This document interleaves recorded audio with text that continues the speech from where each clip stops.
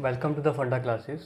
My name is Ishant और आज हम बात करने वाले हैं हमारे टॉपिक के ऊपर type of forces and units. तो पिछली क्लास में मैंने टाइप ऑफ फोर्सेस के बारे में डिस्कस किया था, बट आज मैं उनको फिर से डिस्कस करने वाला हूँ मेरे पॉइंट ऑफ व्यू के अकॉर्डिंग, जिस वे में मैं उनको स्टडी करता हूँ। ओके, तो हमने पिछले लेक्चर्स में क्या स्टडी किया था? फोर्सेस कौन से तरह के होते हैं हमने लिखा था टाइप ऑफ फोर्सेस के अंदर।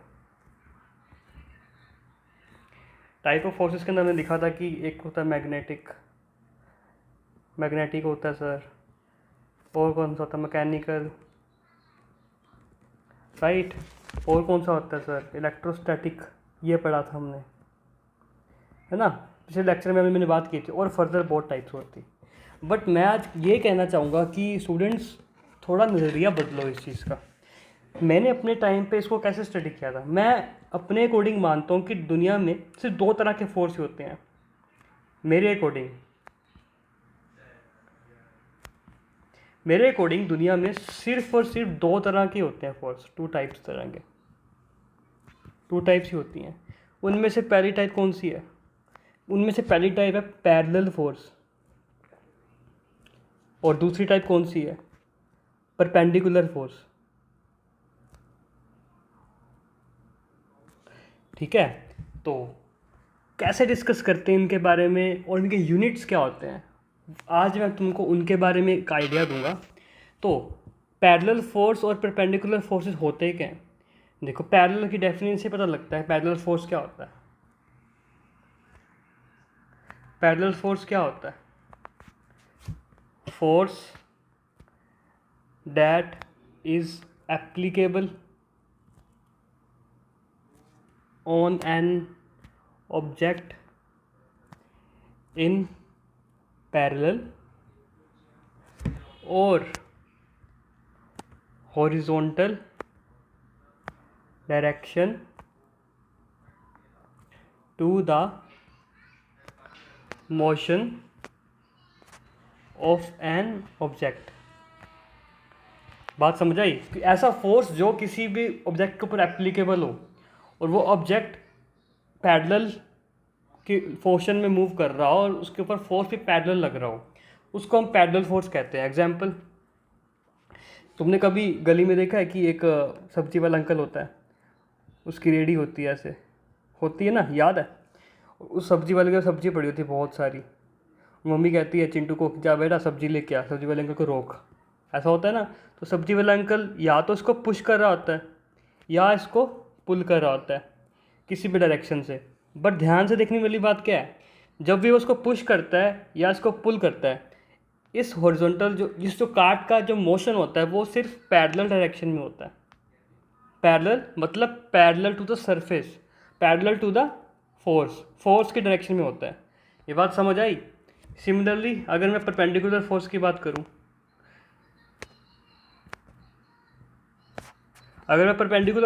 बात करूं, सर सारी डेफिनेशन सेम है, लिख खुद लेना, बट मैं सिंपल क्या कहूँगा, जो मोशन परपेंडिकुलर होता है। एग्जांपल, जैसे कि यहाँ पे एक ब्लॉक पड़ा था, ठीक है, और वो ब्लॉक सरफेस ऑफ अर्थ के ऊपर पड़ा था और इसका वेट नीचे लग रहा होगा, वो क्या होगा? इसका जो मास m होगा और ग्रेविटी अपनी g होगी जो नीचे लग रही होगी, इसका जो वेट होगा mg, ये वेट होता है, राइट। वेट मतलब उसका वेट, जो उसका जो बॉडी का फोर्स लग रहा है उस सरफेस के ऊपर, उसको हम वेट कहते हैं। और वो वेट होगा वो हमेशा क्या लगेगा? परपेंडिकुलर लगेगा। तो ये किस तरह का एक फोर्स हो गया? ये एक परपेंडिकुलर फोर्स हो गया। आसान भाषा में परपेंडिकुलर फोर्स क्या होता है? किसी सरफेस के ऊपर अगर फोर्स इस डायरेक्शन में लगे ना, इस सरफेस के परपेंडिकुलर लगे, मतलब 90 डिग्री एंगल पे लगे, 90 डिग्री, तो वो फोर्स परपेंडिकुलर हो जाता है, चाहे वो ऐसे लगे चाहे वो ऐसे लगे। अगर ये फोर्स कौन सा हो गया? परपेंडिकुलर फोर्स हो गया। बट अगर फोर्स उस सरफेस के इस सरफेस के पैरेलल लगे, चाहे इस डायरेक्शन में लगे चाहे इस डायरेक्शन में लगे, और उसका जो एंगल होता है 0 डिग्री और 180 डिग्री। कैसे भाई? यहाँ पे डी लगाओ, यहाँ पे डी लगाई तो उसका एंगल 0 डिग्री बन गया। यहाँ पे डी लगाओ भाई, यहाँ डी लगाई, 0 से कटते हुए 180 डिग्री। तो ये फोर्स कौन सा हो गया, कौन सा एंगल पे हो गया, 180 डिग्री और 0 डिग्री पे। तो ये फोर्स कौन सा होता है, पैरेलल फोर्स होता है। बात समझ आई। तो मेरे अकॉर्डिंग दुनिया में 2 तरह की ही फोर्सेस होते हैं। अब इन फोर्सेस की सर यूनिट्स क्या होते हैं। अच्छा, अब इन यूनिट्स की बात करते हैं। ये आपको अब समझ आएगी मैं जो बात करने वाला हूँ, जो मैं समझाना चाहता हूँ। 2 तरह के फोर्स होते हैं, पैरेलल होता है एक तो, पैरेलल फोर्स होता है एक तो, राइट। एक होता है परपेंडिकुलर फोर्स। सर इनके यूनिट्स क्या होते हैं। देखो, अगर अपनी टेक्स्ट बुक्स को एक्सप्लोर करोगे तो तुमको 2 तरह के यूनिट्स मिलेंगे। यूनिट्स 2 तरह के मिलेंगे। कौन से, एक तो तुमको मिलेगा न्यूटन और एक मिलेगा तुमको KGF, है ना। अब सर न्यूटन इनमें से किसका होगा और KGF इनमें से किसका होगा। तो न्यूटन जो होगा ना वो होगा अपना, मोस्टली हम इसको स्टडी करेंगे पैरेलल फोर्स के अंदर। हम इसको परपेंडिकुलर के अंदर भी स्टडी कर सकते हैं, बट अपनी टेक्स्ट बुक्स में इनको डिफ्रेंशिएट किया है एक रीज़न की वजह से, जो मैं तुमको आने वाले लेक्चर्स में बताने वाला हूँ। और KGF को हम स्टडी किस में करते हैं, परपेंडिकुलर फोर्स के अंदर। बात समझ आई। तो अभी तुमको मैं ये कहूँगा कि हम सिर्फ और सिर्फ अभी पैरेलल फोर्स के बारे में बात करेंगे। हम परपेंडिकुलर फोर्स के बारे में अगले लेक्चर में बात करेंगे। तो आज हम किसके बारे में बात करने वाले हैं, पैरेलल फोर्स के बारे में।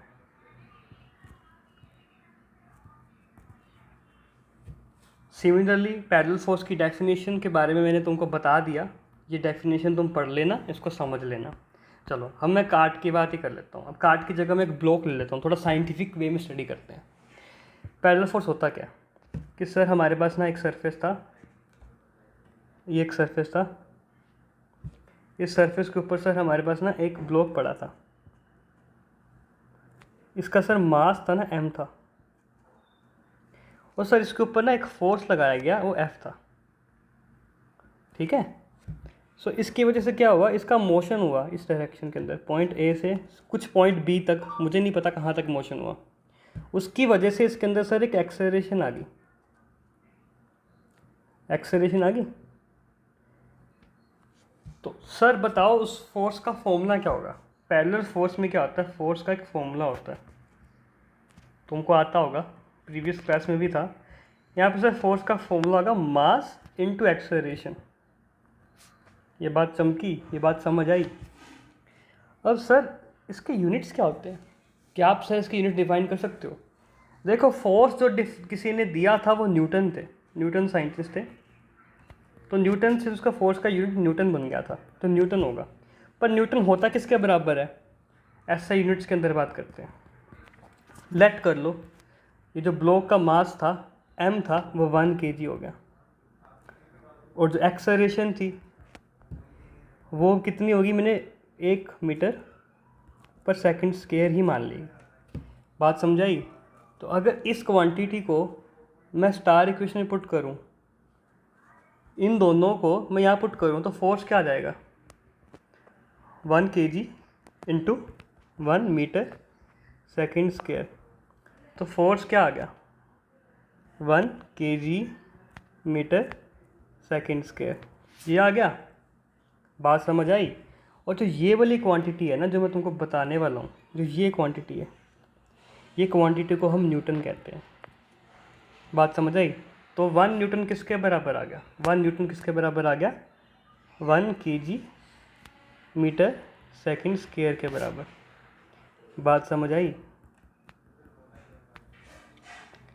तो अगर आप तुमसे पूछा जाए कि सर 1 न्यूटन का मतलब क्या होता है, डेफिनेशन ऑफ 1 न्यूटन क्या होती है, सिंपल सी बात मैं हिंदी में बोलता हूँ।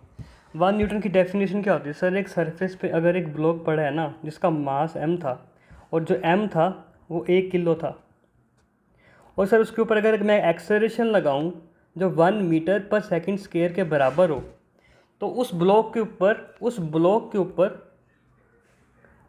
ऊपर जो फोर्स लगेगा ना सर, जो फोर्स लगेगा सर, वो 1 न्यूटन होगा।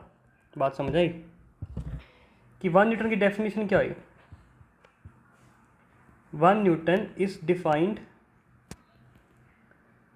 as force applied on an object of mass 1 kg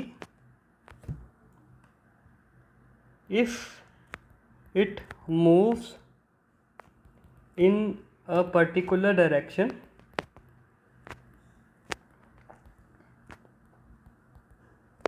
with acceleration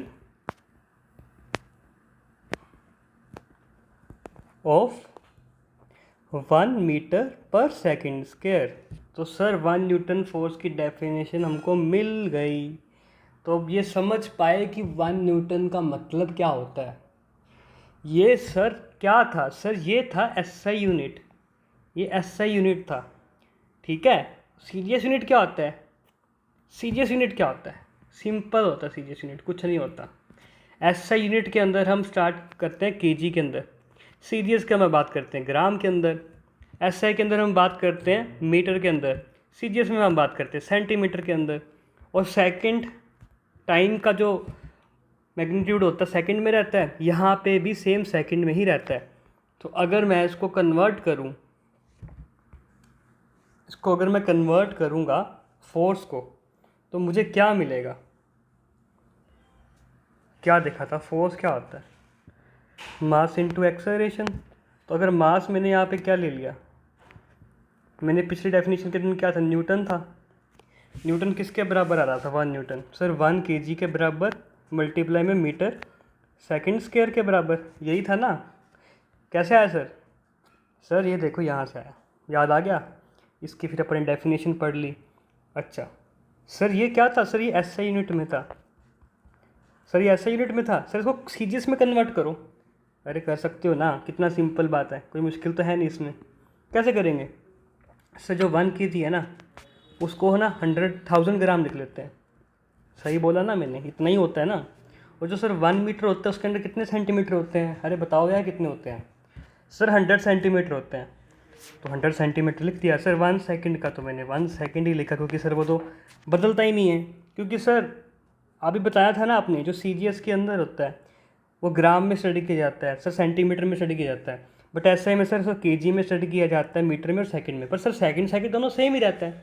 तो ठीक है, अब अगर इन चीज़ों को मैं ये question 1, question 2, question 3, question 4 from 1, 2, 3 and 4, अगर इन तीनों को यहाँ पुट कर दूँ तो 1 न्यूटन किसके बराबर आएगा? अरे बताओ ना किसके बराबर आएगा? 1000 ग्राम।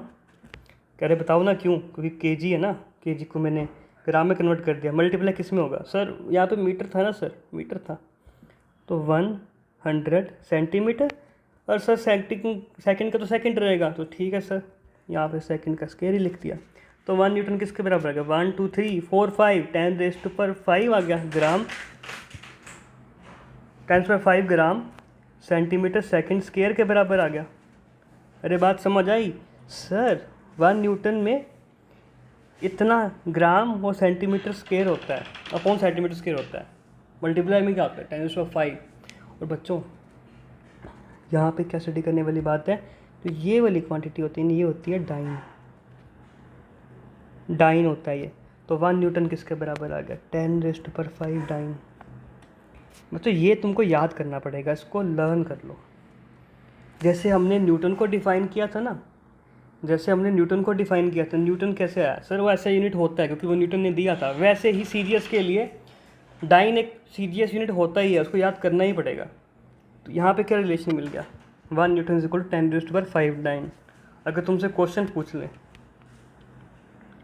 कि 1 न्यूटन में कितने डाइन होते हैं, कितने डाइन होते हैं, अब तुम सॉल्व कर पाओगे ऐसे करके? तो हो गया। दोबारा रिपीट करें तो दोबारा समरी देता हूँ। मैंने पैरेलल फोर्स के बारे में बात किया। पैरेलल फोर्स वो उस तरह का फोर्स होता है जो किसी ऑब्जेक्ट के ऊपर पैरेलल डायरेक्शन में लगता है, ठीक है। तो फिर मैंने ऐसे यूनिट की बात की। सर ऐसे यूनिट में कौन सा फोर्स होता है? सर ऐसे यूनिट में क्या यूनिट होते हैं? सर फोर्स का यूनिट 1 न्यूटन होता है। और सर 1 न्यूटन में 1 केजी, 1 न्यूटन की डेफिनेशन क्या होती है? Sir 1 newton is defined as force applied on an object of mass 1 kg if it moves in a particular direction with acceleration of 1 metre पर second. बात समझ आई? ठीक है सर। तो 1 न्यूटन की डेफिनेशन ही होगी और 1 न्यूटन के अंदर 1 kg मीटर पर सेकेंड स्क्वायर होता है। बिल्कुल सही बात है। पर सर ये तो ऐसे यूनिट थे सर। सीजीएस में क्या होता है सर? सीजीएस में कुछ नहीं होता। सीजीएस के अंदर हम जो वेट होता है ना उसको किलो को ग्राम में कन्वर्ट कर देते हैं। और सर एसआई में मीटर होता है, लेंथ को हम सेंटीमीटर में कन्वर्ट कर देते हैं। और जो टाइम सेकंड्स में होता है वो सेकंड्स का सेकंड्स में ही रहता है, उनको कन्वर्ट करते ही नहीं है। तो सर फिर फोर्स की डेफिनेशन क्या होगी सर सीजीएस यूनिट के अंदर? बताओ सर क्या होगी? बताओ सर। तो क्या होगी? अगर यहाँ पे मास था 1 kg, एक्सेलरेशन थी ये, तो अगर kg की जगह मैं 1000 ग्राम लिख दूँ यहाँ पे और मीटर की जगह 100 सेंटीमीटर लिख दूँ तो 1 न्यूटन किसके बराबर आया? 10⁵ ग्राम सेंटीमीटर अपन सेकंड स्क्वायर के बराबर। और सर 1 ग्राम सेंटीमीटर और सेकंड स्क्वायर किसके बराबर होता है? सर डाइन के बराबर होता है, डाइन के बराबर। सर डाइन होता क्या? अब क्वेश्चन, ये last question, define one dyne of force. हालांकि ये तुम्हारी टेक्स्ट बुक्स में होगा नहीं, बट एक्स्ट्रा चीज़ होनी चाहिए नॉलेज में। 1 डाइन ऑफ फोर्स कुछ नहीं होता बच्चों, सिंपल है। 1 डाइन किसके बराबर निकाला अपन? अरे यहाँ से देखो ना, 1 डाइन किसके बराबर निकाला, सिंपल बात। मैंने इस चीज़ को क्या लिखा? इस चीज़ को डाइन लिखा ना, तो 1 डाइन किसके बराबर? 1 ग्राम, ठीक है, सेंटीमीटर अपॉन सेकंड स्क्वायर के बराबर। तो 1 डाइन ऑफ फोर्स क्या होएगा? लिखो यहाँ पे definition, 1 dyne of force is defined as force applied on an object of mass 1 gram in a particular direction